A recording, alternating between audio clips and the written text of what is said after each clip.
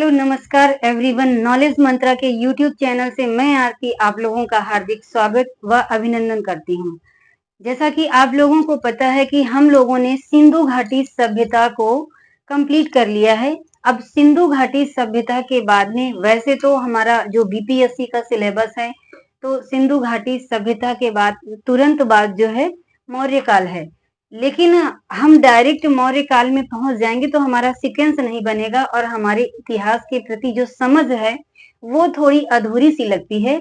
और इसमें बीपीएससी ने सिलेबस में वैदिक काल नहीं दिया है, लेकिन हमारे लिए क्या कर्तव्य है कि हमें इसको छोड़ना हम उचित नहीं समझते हैं, क्योंकि ये एक दूसरे को एक जो है दूसरा चैप्टर पहला चैप्टर जो है दूसरे चैप्टर से कोरिलेट करता है और इतिहास की जो है समझ बढ़ाता है हम लोगों की। तो हम क्या कह रहे हैं कि जो वैदिक सभ्यता है या वैदिक काल है उसको हमारे लिए छोड़ना सही नहीं होगा। तो हमारे लिए यही हितकर है कि जो भी इम्पोर्टेंट इवेंट है वैदिक काल से उसके बारे में हम चर्चा कर लेते हैं। इसके बाद में जब कभी हमारे पास टाइम होगा तो उसके बारे में हम विस्तृत से चर्चा करेंगे। तो हम लोग चलते हैं अपने टॉपिक की ओर। आप लोगों को पता है सिंधु घाटी सभ्यता कंप्लीट हो चुकी है। अब स्टार्ट होने वाला चैप्टर कौन सा है, तो वो है कौन सा, वैदिक सभ्यता। हम अपने चैप्टर पर पहुंचने के पहले, इसको स्टार्ट करने के पहले एक बार हम आपसे कहना चाहते हैं कि प्लीज आप हमारे चैनल को लाइक करें, शेयर करें, सब्सक्राइब करें और बेल आइकन को ना दबाना भूलें, ताकि हमारी आने वाली वीडियो आपको समय के अनुसार तुरंत मिल सके। अब आप लोगों के मन में ये क्वेश्चन जरूर आ रहा होगा कि मैं बार बार शेयर करने के लिए क्यों बोलती हूँ। देखिए बच्चों, मैं शेयर करने के लिए आपको इस वजह से बोलती हूँ कि हमने जो है एक मोटो बनाया है कि जो बच्चे फीस पे करने में, भारी भरकम फीस पे करने में असमर्थ हैं और उनका जो शिक्षा का जो क्षेत्र है, तो शिक्षा के क्षेत्र में जो उनकी जो तैयारी है तो वो बाधित हो रही है। तो हमारी हमारी ये इच्छा है कि उनकी ये तैयारी बाधित ना होने पाए। शायद हो सकता है हम उनके लिए ये मेहनत कर रहे हैं और आप थोड़ी सी हमारी हेल्प कर दें। अगर हमारे वीडियो को आप शेयर कर दें और उन तक ये हमारा वीडियो हो सकता है पहुंच जाए, तो उनके उज्जवल भविष्य के लिए ये हमारा वीडियो जो है, हमारी की हुई मेहनत उनके लिए बहुत ही हितकर साबित होगी। तो प्लीज आप लोगों से हम रिक्वेस्ट करते हैं कि आप ज्यादा से ज्यादा आप शेयर करें, ताकि हमारा वीडियो उन बच्चों तक पहुंच जाए जो कि इन बड़े महानगरों में वो नहीं आ सकते हैं पढ़ने के लिए।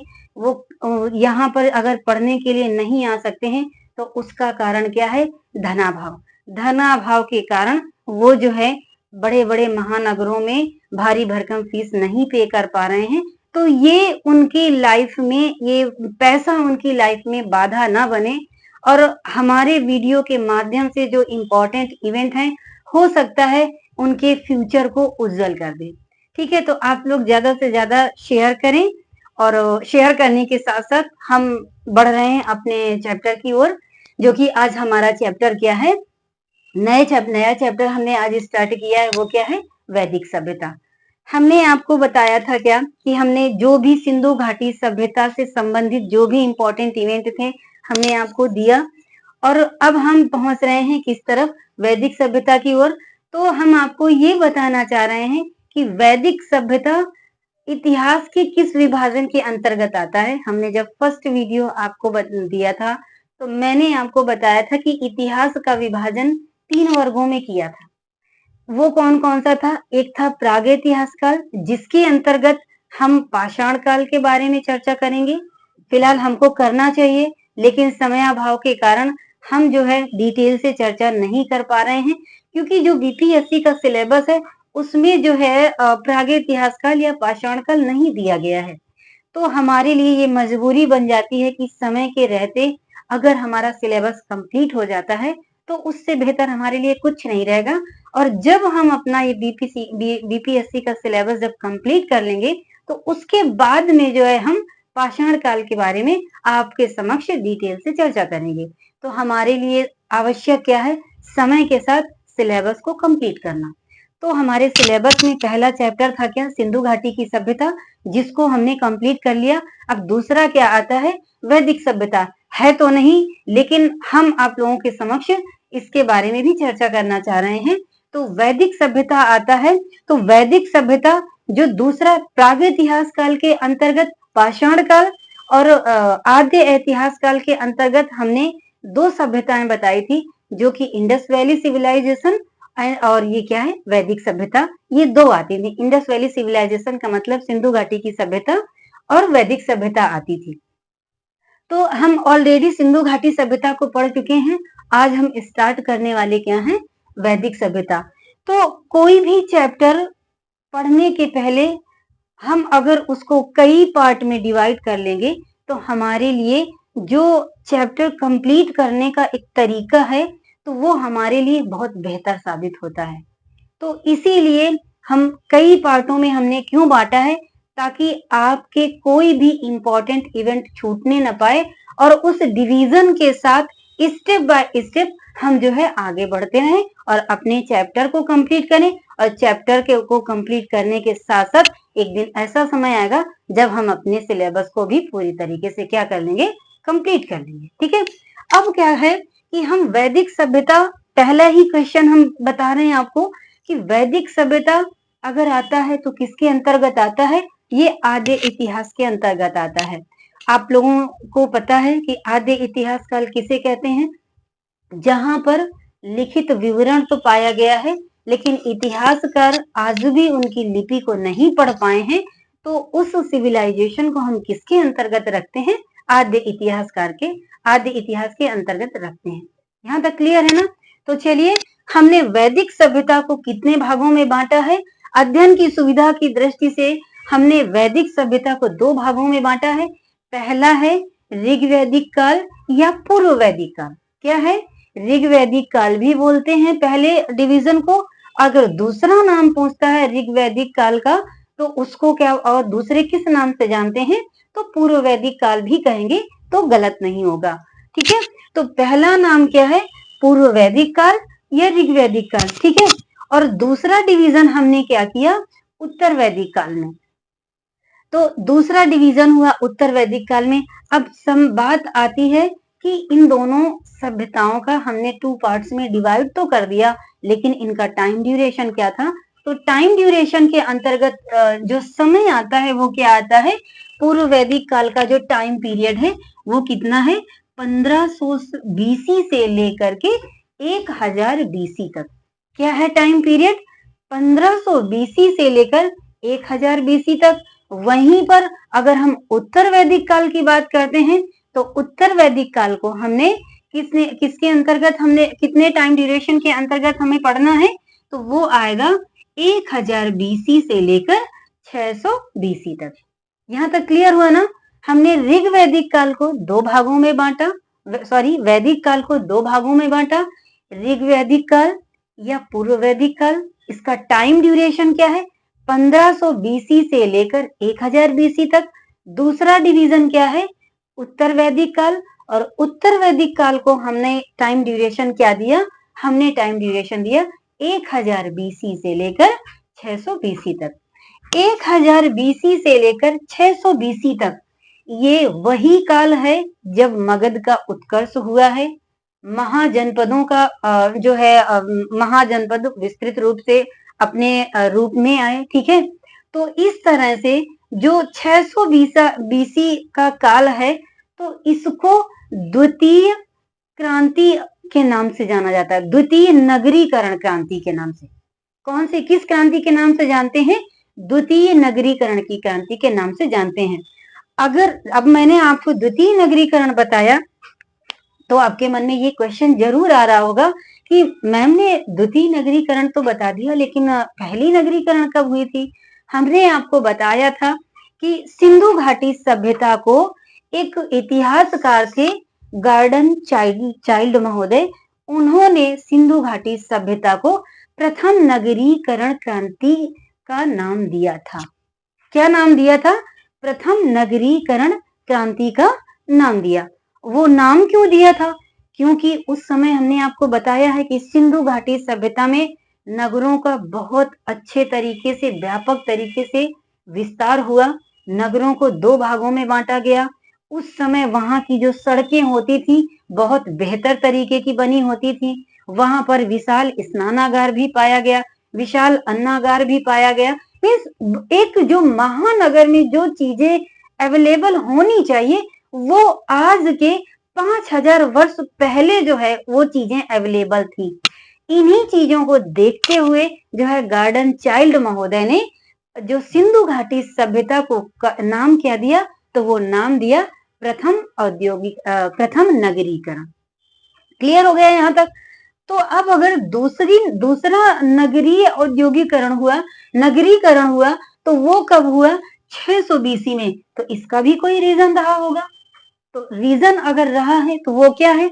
क्योंकि ये 600 बीसी वही काल है जब लोहे की खोज की जा चुकी थी। और जब लोहे की खोज की जा चुकी थी तो इन्हीं लोहे से जो है बहुत सारे कृषि उपकरण बनाए गए। और जब कृषि उपकरण बनाए गए तो जाहिर सी बात है जो कृषि का उत्पादन था वो दिन पर दिन बढ़ता गया। ठीक है। तो जब दिन पर दिन बढ़ता गया तो लोग सक्षम हुए, और जब लोग सक्षम हुए तो लोगों के अंदर क्या आई? प्रतिस्पर्धा की भावना उठी। अब जब प्रतिस्पर्धा की भावना उठी तो इसी प्रतिस्पर्धा की भावना ने ही महाजनपदों को जन्म दिया। क्या दिया? महाजनपदों का जन्म दिया। तो इस तरह से अगर क्रम देखें तो सबसे पहले क्या है, अगर हम ऋग्वेद काल से उठाएं तो ये लोग कबीलाई जीवन जीते थे। तो कबीलाई जीवन को हमने क्या माना है? जन। तो जन से मिलकर के जनपद बना। ठीक है। जन से मिलकर क्या बना? जनपद बना। जनपद से क्या बना? महाजनपदों का निर्माण हुआ। क्या हुआ?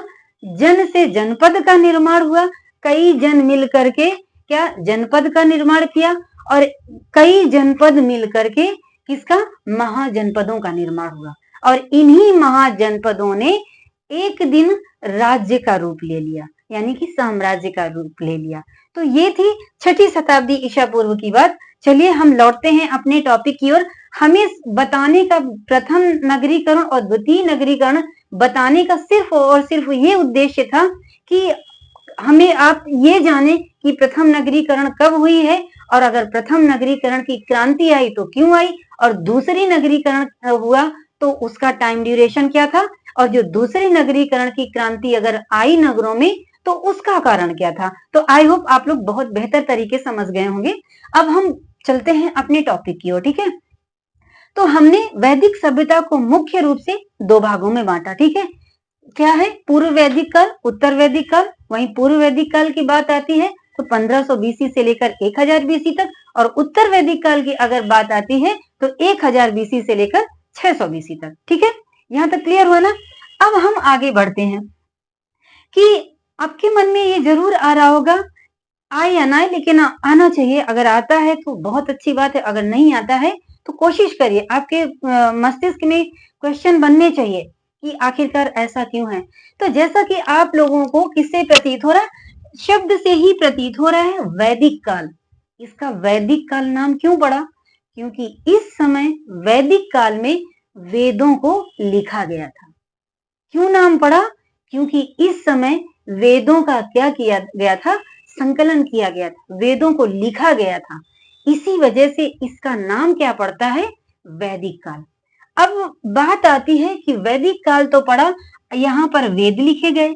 तो वेद लिखे गए तो अब बात बनती है, क्वेश्चन ये उठता है कि आखिरकार वेद शब्द किस भाषा का है? तो वेद शब्द जो है, वेद जैसा शब्द अगर भाषा पूछता है तो वो कौन सा है? संस्कृत से लिया गया है। ठीक है। संस्कृत के विद धातु से क्या है? संस्कृत के विद धातु से वेद का निर्माण हुआ है, जिसमें कि वेद का अर्थ क्या होता है? ज्ञान। ठीक है। जिसमें कि विद का अर्थ क्या होता है? ज्ञान। क्लियर हो गया ना। अगर पूछता है ये किस भाषा का शब्द है तो विद का है, सॉरी संस्कृत भाषा का है। अगर पूछता है कि संस्कृत भाषा का कौन सा शब्द है तो वो विद शब्द है। जिसमें कि विद का अर्थ होता है क्या? ज्ञान। क्लियर हुआ ना यहाँ तक? अब इसके बाद में बात आती है कि आखिरकार वैदिक सभ्यता की संस्कृति को किसने डेवलप किया? तो इनकी संस्कृति को डेवलप किया था आर्यों ने। किसने डेवलप किया था? आर्यों ने। हमने आपको बताया क्या था कि सिंधु घाटी सभ्यता के पतन के बारे में कई सारे विद्वानों ने अपने अपने अलग अलग मत दिए हैं। उन्हीं में से कुछ विद्वानों ने बाढ़ को समर्थन दिया, तो किसी ने बीमारी को समर्थन दिया, तो किसी ने विदेशी आक्रमणकारियों का समर्थन दिया। तो संभवतः यही विदेशी आक्रमणकारी थे, मीन्स ये आर्य ही थे जिन्होंने हिंदुस्तान पर अटैक किया और ये अंत में क्या कहलाए? आर्य कहलाए। और इन्होंने अपनी कल्चर को यहाँ पर भारत जैसे देश में बढ़ाया और इन्हीं की कल्चर को, इन्हीं के रीति रिवाजों को देखते हुए इन्हीं लोगों ने वेदों की रचना की और इस तरह से जो है ये काल कौन सा कहलाया? वैदिक सभ्यता के नाम से जाना गया। क्लियर हुआ ना यहाँ तक? अब इसके बाद में पहुंचते हैं, आर्य तो आए, जो वैदिक संस्कृति के जो निर्माता थे वो कौन थे? आर्य थे। आर्य का मतलब ही होता है श्रेष्ठ जन, जिनके विचार अच्छे हों, जिनकी जो है कार्यशैलियां अच्छी हों, जिनके क्रियाकलाप अच्छे हों, इनका मतलब ही होता है, आर्य शब्द का मतलब ही होता है क्या? श्रेष्ठ। ठीक है, अब हम कहाँ पहुंचते हैं? आर्य जो है एक क्या है? भाषा सूचक है। एक सेंटेंस आता है, आप जब ये चैप्टर पढ़ेंगे तो एक सेंटेंस आता है कि आर्य क्या है? एक भाषा सूचक है। भाषा सूचक तो है, लेकिन इसका मतलब क्या है? कहने का मतलब है कि भाषा सूचक का मतलब है कि जो वैदिक काल के लोग जो थे एक ही कबीले में रहते थे और ये कबीले कई पार्ट में बटे हुए थे। जैसे आज गांव है, आप गांव में पहुंच जाएं, एक गांव के बाद आप एक गांव में पहुंचेंगे, संभवतः 2 या 3 किलोमीटर के अंतराल में दूसरा गांव हमको मिल जाता है, फिर जब हम चलेंगे तो हमें तीसरा गांव मिल जाएगा। तो इसी तरह से वैदिक काल में जो है कबीले भी बटे हुए थे, थोड़ी थोड़ी दूर पर कबीले बटे हुए थे। लेकिन इन कबीलों की विशेषता क्या थी? ये सिर्फ और सिर्फ एक ही भाषा का प्रयोग करते थे। क्या करते थे? एक ही भाषा का प्रयोग करते थे। कबीले कितने भी हो, लेकिन सबकी भाषा क्या थी? सिर्फ और सिर्फ एक थी, उसमें कोई चेंजमेंट नहीं था। तो इसका मतलब क्या है? भाषा सूचक का मतलब ही होता है कि एक निश्चित भाषा बोलने वाला समूह। क्या होता है? एक निश्चित भाषा बोलने वाला समूह। इसका मतलब होता है कि जो वैदिक सभ्यता के लोग थे, यानी आर्य लोग थे, वो कबीले चाहे जितने हो, लेकिन उनके द्वारा भाषा सिर्फ और सिर्फ एक ही बोली जाती थी। क्लियर हुआ यहाँ तक? अब हम पहुंचते हैं कहां पर? हमने तो वैसे पढ़ा क्या है कि जो आद्य इतिहास काल है, यहाँ पर इन लोगों की लिपि भी मिली थी, लेकिन पढ़ी नहीं गई है। इसका मतलब ये लोग साक्षर थे। लेकिन ये क्या है? इनको क्या था? लिपि का ज्ञान नहीं था। किसको? आर्यों को। आर्यों को लिपि का ज्ञान नहीं था। तो हम कैसे कह सकते हैं कि जिसको लिपि का ज्ञान नहीं है तो वो साक्षर हो सकता है? अभी समय के साथ आप हमारे साथ चलिए, हम आपको बहुत अच्छे से समझाएंगे कि आखिरकार ये क्यों कहा जाता है कि इनको लिपि का ज्ञान नहीं है। जब आप हमारे साथ बने रहेंगे तो आपका ये सस्पेंशन भी क्लियर हो जाएगा। क्लियर ना? अब हमने क्या जाना कि जो आर्य थे इनको लिपि का ज्ञान नहीं था। ठीक है, अब ये लोग जो है कोई भी ज्ञान होता था तो ये इन लोगों के पास पढ़ने लिखने का उस समय स्टार्टिंग में कोई भी साधन नहीं था। और अगर कोई भी ज्ञान होता था तो अगर जैसे हम हैं, हमें कोई ज्ञान किसी ने बताया, किसी चीज के बारे में बताया, अब हमें लिपि का ज्ञान तो है नहीं, तो हम लिख भी नहीं सकते हैं। अब जब हम लिख नहीं सकते हैं तो हम अपने जो सुनी हुई बात है, किसी के द्वारा सुनी गई बात को हम अपने बच्चों को बताएंगे कि ऐसे होता है। तो जो ज्ञान होता था वो सुन करके एक पीढ़ी से दूसरी पीढ़ी में हस्तांतरित कर दिया जाता था और ट्रांसफर कर दिया जाता था। ठीक है, इस समय क्यों ट्रांसफर कर दिया जाता था? इनकी कोई लैंग्वेज थी, ना इनकी कोई लिपि थी, तो ये सुनकर और सुनाकर अपने विचारों को दूसरी पीढ़ी को हस्तांतरित कर देते थे। ठीक है, तो जो सुनकर और सुनाकर अपने विचारों को दूसरी पीढ़ी को जो ट्रांसफर करते थे, तो वो क्या कहलाया गया? वो क्या कहलाया? श्रुति साहित्य कहलाया। क्या कहलाया? श्रुति साहित्य। क्वेश्चन आता है कि श्रुति साहित्य क्या है? तो श्रुति साहित्य जब एक जो वैदिक काल में जो है एक पीढ़ी से दूसरी पीढ़ी तक किसी भी विचारों को ट्रांसफर करना, सुना करके, लिखित रूप से नहीं, सुना करके जो ट्रांसफर करते थे तो वो क्या कहलाता था? उसको किस नाम से जाना गया? श्रुति साहित्य के नाम से जाना गया। यहां तक क्लियर हुआ ना?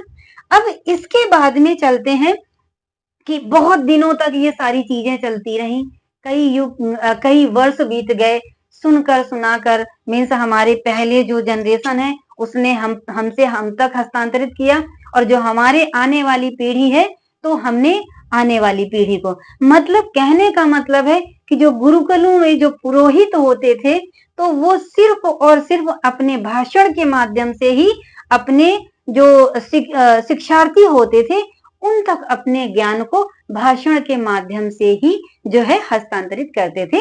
लिखने का कोई भी साधन नहीं था। जब बहुत दिन तक ये प्रक्रिया चलती रही तो एक आए कौन? महर्षि कृष्ण द्वैपायन। कौन आए? महर्षि कृष्ण द्वैपायन। इन्होंने क्या किया कि इस श्रुति साहित्य को जो है इनको एक जगह संकलित कर दिया। क्या कर दिया? संकलित कर दिया। संकलित मतलब इकट्ठा कर दिया, एक निर्धारित कर दिया कि जैसे अगर स्टूडेंट होता था, एक छात्र होता था, वो शिक्षा ग्रहण करता था गुरुकुल में, तो शिक्षा ग्रहण करते टाइम जो भी उसका जो शिक्षण वाली जो आयु निर्धारित की थी, तो उस आयु निर्धारित जो की थी तो उसमें कितना ज्ञान देना है, इसके लिए इन्होंने जो है वेदों के ज्ञान को एक जगह कर दिया, और जो पुरोहित होता था उसको मतलब इस चीज से ये चीज अवगत हो गई कि हमें अपने शिक्षक को, हमें अपने छात्र को कितना और कैसा ज्ञान देना है। तो जो जो वेदों का जो संकलन था तो उसको संकलन किसने किया? अगर संकलन की बात आती है तो संकलन किया था किसने? महर्षि कृष्ण द्वैपायन ने। ठीक है, अब इसके बाद में अगर वेदों के रचयिता की बात आती है कि वेदों की रचयिता किसने की, तो रचयिता किया है किसने? वेदव्यास ने। किसने किया है? वेदव्यास ने किया है। अगर संकलन करता पूछता है तो महर्षि कृष्ण द्वैपायन, और अगर वेदों के रचयिता पूछता है तो रचयिता में जो है कौन आते हैं? वेदव्यास आते हैं। ठीक है, यहाँ तक क्लियर हुआ ना? ये हमें छोटी सी ब्रीफिंग आपको देना था कि श्रुति साहित्य के बारे में बताना था, वेदों के संकलनकर्ता कौन थे इसके बारे में बताना था, और वेदों के रचयिता कौन थे इसके बारे में बताना था। अब हम जो है इस वैदिक सभ्यता के अंतर्गत हम कैसे, किस तरीके से पढ़ेंगे ताकि हमारे कोई भी इवेंट ना छूट पाए, तो हम कुछ पॉइंट्स लेकर के आए हैं।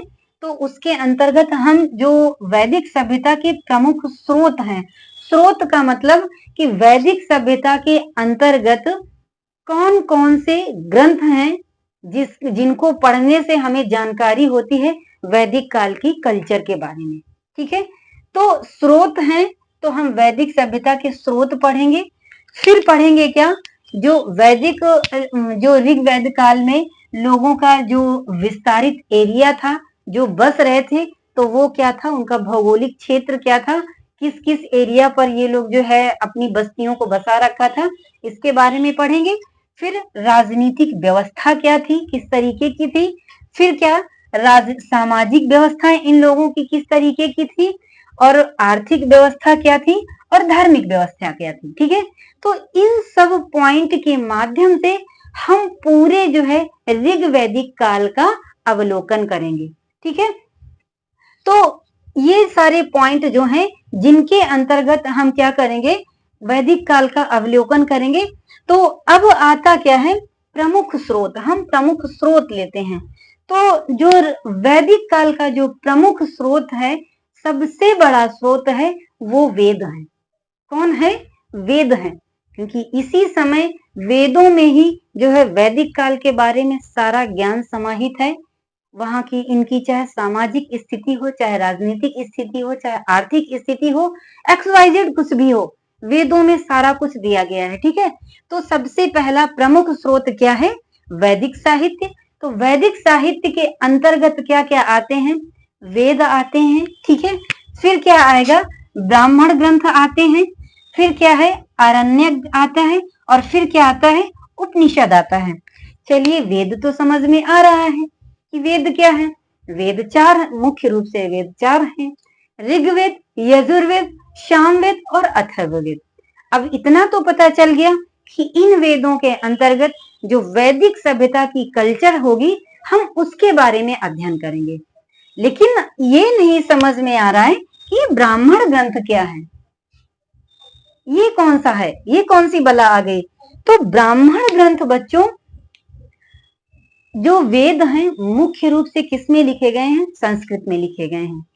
तो संस्कृत में लिखे जरूर गए हैं, लेकिन इनकी लैंग्वेज है, जो लैंग्वेज जो है वो इतनी क्लिष्ट और इतनी इतनी कठिन है कि जनरल आदमी वेदों की भाषा को नहीं समझ सकता है।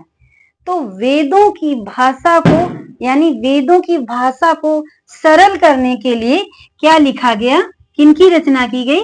ब्राह्मण ग्रंथों की रचना की गई। अब क्लियर हुआ ना कि ब्राह्मण ग्रंथ क्या है? कि वेदों को सरल बनाने के लिए और मानव मात्र तक पहुंचाने के लिए किसकी रचना की गई है? तो रचना की गई है किसकी? ब्राह्मण ग्रंथों की। क्लियर हुआ यहां तक? अब इसके बाद में बारी आती है किसकी? अरण्यक की। अरण्यक ऐसे ग्रंथ हैं जिनकी रचना जंगल में की गई। अरण्यक का मतलब ही होता है जंगल। ठीक है। तो अरण्यक का मतलब है जंगल, तो इनकी रचना ही जंगलों में की गई। लेकिन इनका जो वेदों का जो पूरा सार है, इन्हीं ग्रंथों में समाहित है। क्लियर हो गया ना यहाँ तक? अब आता है क्या? उपनिषद। उपनिषद में भी जो है जितने भी वैदिक सभ्यता के अंतर्गत इनकी जो कल्चर है, इनके रहने का तरीका, खान पान का तरीका, ये सब इसी के अंतर्गत पाया जाता है। लेकिन अगर हम मेनली इसकी बात करें, किसकी? उपनिषद की, तो उपनिषद में जो है सिर्फ और सिर्फ आत्मा परमात्मा के बारे में दिया गया है। क्लियर हुआ यहाँ तक? तो इस तरह से जो है वैदिक साहित्य के अंतर्गत हम कितने ग्रंथों को पढ़ेंगे? वेद पढ़ेंगे, ब्राह्मण ग्रंथ पढ़ेंगे, आरण्यक पढ़ेंगे, और क्या पढ़ेंगे? उपनिषद पढ़ेंगे। आई होप आप लोग बहुत अच्छे से समझ गए होंगे। ठीक है ना? अब क्या है? वेदों को, जैसा कि हमने आपको पहले भी बताया, वेद कितने हैं? वेद मुख्य रूप से चार हैं। वो कौन कौन से हैं? एक है ऋग्वेद, दूसरा है यजुर्वेद, तीसरा है सामवेद, और चौथा क्या है? अथर्ववेद। क्लियर हो गया ना? ये तो आप लोग जानते होंगे। अब बात आती है किसकी? ऋग्वेद की। ऋग्वेद में हमने क्या बताया? जितने भी वेद हैं, सब में वैदिक सभ्यता से संबंधित बातें लिखी गई हैं। इसी के माध्यम से हम ऋग्वेद काल की सामाजिक, आर्थिक, राजनीतिक स्थितियों के बारे में जानकारी रखते हैं। क्लियर हुआ यहाँ तक? अब वेद आता है ऋग्वेद। तो सॉरी, ऋग्वेद को जो है वैदिक संहिता भी कहते हैं, क्योंकि इनमें सारी बातें समाहित हैं वैदिक काल की। इसलिए क्या बोलते हैं? ऋग्वेद को वैदिक संहिता भी बोलते हैं। और क्या बोलते हैं? और हम श्रुति साहित्य भी बोलते हैं।